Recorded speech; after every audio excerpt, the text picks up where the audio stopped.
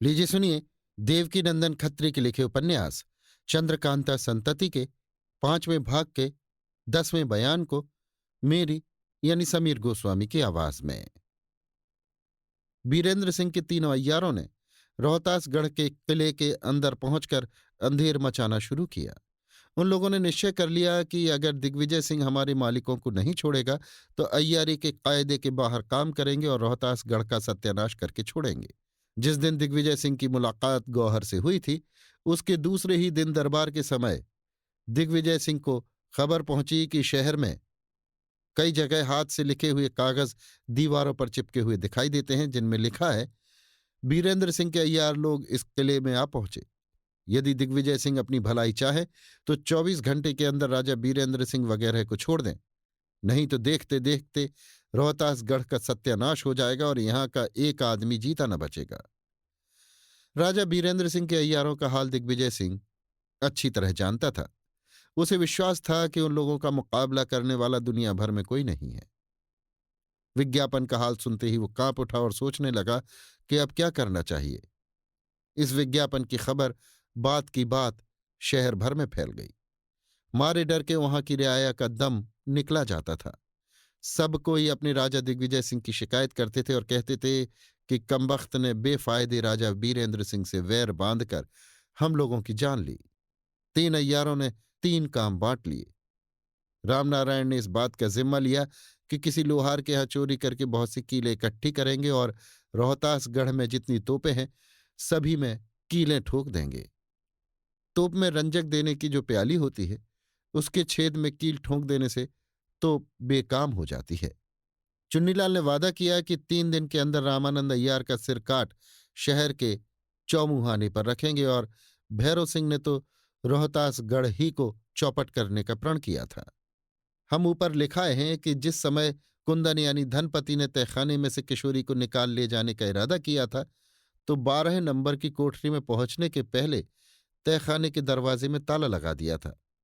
मगर रोहतासगढ़ दखल होने के बाद तहखाने वाली किताब की मदद से जो दरोगा के पास रहा करती थी, वे दरवाजे पुनः खोल दिए गए थे और इसलिए दीवान खाने की राह से तहखाने में फिर आमद रफ्त शुरू हो गई थी।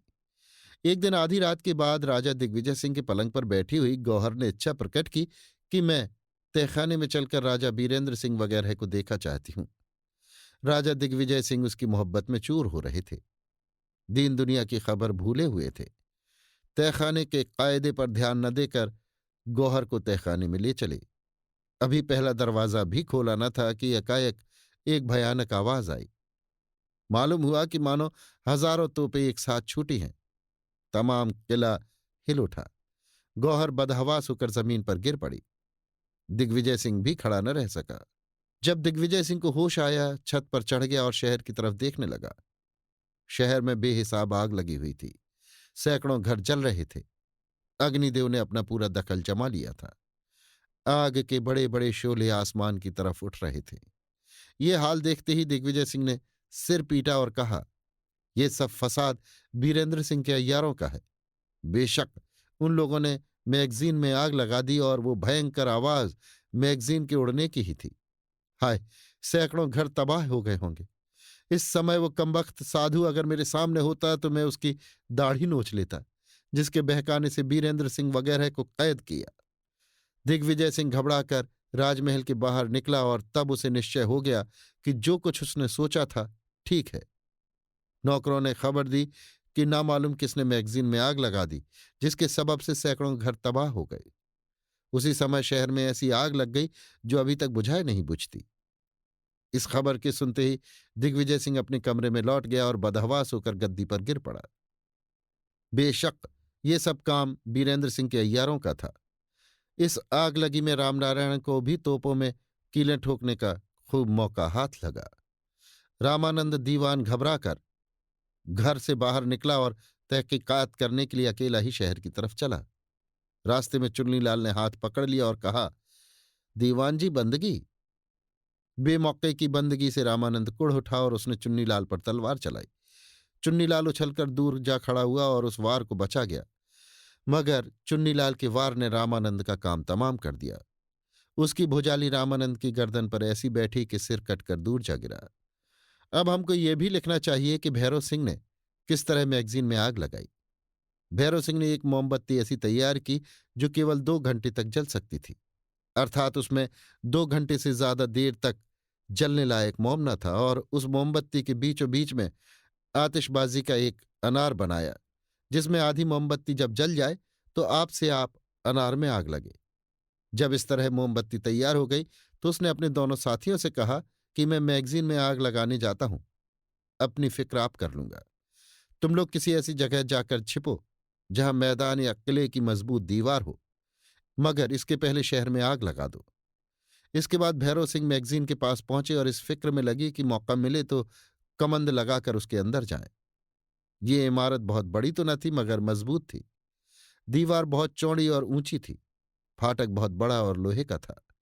पहरे पर 50 आदमी नंगी तलवारें लिए हर वक्त मुस्तैद रहते थे। इस मैगजीन के चारों तरफ से कोई आदमी आग लेकर नहीं जाने पाता था। चंद्रमा अस्त हो गया और पिछली रात की अंधेरी चारों तरफ फैल गई। निद्रा देवी की हुकूमत में सभी पड़े हुए थे, यहां तक कि पहरे वालों की आंखें भी झिपी पड़ती थी। उसी समय मौका पाकर भैरव सिंह ने मैगजीन के पिछली तरफ कमंद लगाई। दीवार के ऊपर चढ़ जाने के बाद कमंद खींच ली और फिर उसी के सहारे उतर गए। मैगजीन के अंदर हजारों थैले बारूद के गंजे हुए पड़े थे। तोप के गोलों का ढेर लगा हुआ था। बहुत सी तोपें भी पड़ी हुई थी। भैरव सिंह ने ये मोमबत्ती जलाई और बारूद के थैलों के पास जमीन पर लगाकर खड़ी कर दी। इसके बाद फुर्ती से मैगजीन के बाहर हो गए और जहां तक दूर निकल जाते बना निकल गए। उसी के घंटे भर बाद जब मोमबत्ती का अनार छूटा होगा, बारूद में आग लगी और मैगजीन की इमारत जड़ बुनियाद से नष्ट हो गई। हजारों आदमी मरे और सैकड़ों मकान गिर पड़े। बल्कि यूं कहना चाहिए कि उसकी आवाज से रोहतासगढ़ का किला दहल उठा। जरूर कई कोस तक इसकी भयानक आवाज गई होगी। पहाड़ी के नीचे बीरेंद्र सिंह के लश्कर में जब ये आवाज पहुंची तो दोनों सेनापति समझ गए कि मैगजीन में आग लगी, क्योंकि ऐसी भयानक आवाज सिवाय मैगजीन उड़ने के और किसी तरह से नहीं हो सकती। बेशक ये काम भैरव सिंह का है। मैगजीन उड़ने का निश्चय होते ही दोनों सेनापति बहुत प्रसन्न हुए और समझ गए कि अब रोहतासगढ़ का किला फतह कर लिया, क्योंकि जब बारूद का खजाना ही उड़ गया तो किले वाले तोपों के जरिए से हमें क्यों कर रोक सकते हैं। दोनों सेनापतियों ने यह सोचकर कि अब विलंब करना मुनासिब नहीं, किले पर चढ़ाई कर दी और 2000 आदमियों को साथ ले नाहर सिंह पहाड़ पर चढ़ने लगा। यद्यपि दोनों सेनापति इस बात को समझते थे कि मैगजीन उड़ गई है तो भी कुछ बारूद तोप खाने में जरूर होगी, मगर ये ख्याल उनके बढ़े हुए हौसले को किसी तरह रोक न सका।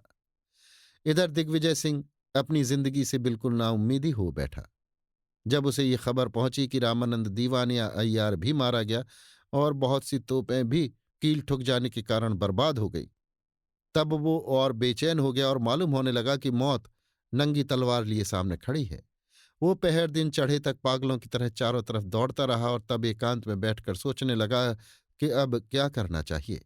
जब उसे जान बचाने की तरकीब न सूझी और ये निश्चय हो गया कि अब रोहतासगढ़ का किला किसी तरह नहीं रह सकता और दुश्मन लोग भी मुझे किसी तरह जीता नहीं छोड़ सकते, तब वो हाथ में नंगी तलवार लेकर उठा और तहखाने की ताली निकालकर ये कहता हुआ तहखाने की तरफ चला कि जब मेरी जान बच ही नहीं सकती तो बीरेंद्र सिंह और उनके लड़कों वगैरह को क्यों जीता छोड़ूं।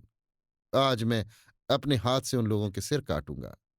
दिग्विजय सिंह हाथ में नंगी तलवार लिए हुए अकेला ही तहखाने में गया, मगर जब उस तालान में पहुंचा जिसमें हथकड़ियों और बेड़ियों से कसे हुए बीरेंद्र सिंह वगैरह रखे गए थे तो उसको खाली पाया। वो ताज्जुब में आकर चारों तरफ देखने और सोचने लगा कि कैदी लोग कहाँ गायब हो गए। मालूम होता है कि यहां भी अय्यार लोग आ पहुंचे, मगर देखना चाहिए कि किस राह से पहुंचे। दिग्विजय सिंह उस सुरंग में गया जो कब्रिस्तान की तरफ निकल गई थी। वहां का दरवाजा उसी तरह बंद पाया जैसा कि उसने अपने हाथ से बंद किया था। आखिर लाचार सिर पीटता हुआ लौट आया और दीवान खाने में बदहवास होकर गद्दी पर गिर पड़ा। अभी आप सुन रहे थे देवकीनंदन खत्री के लिखे उपन्यास चंद्रकांता संतति के 5वें भाग के 10वें बयान को मेरी यानी समीर गोस्वामी की आवाज में।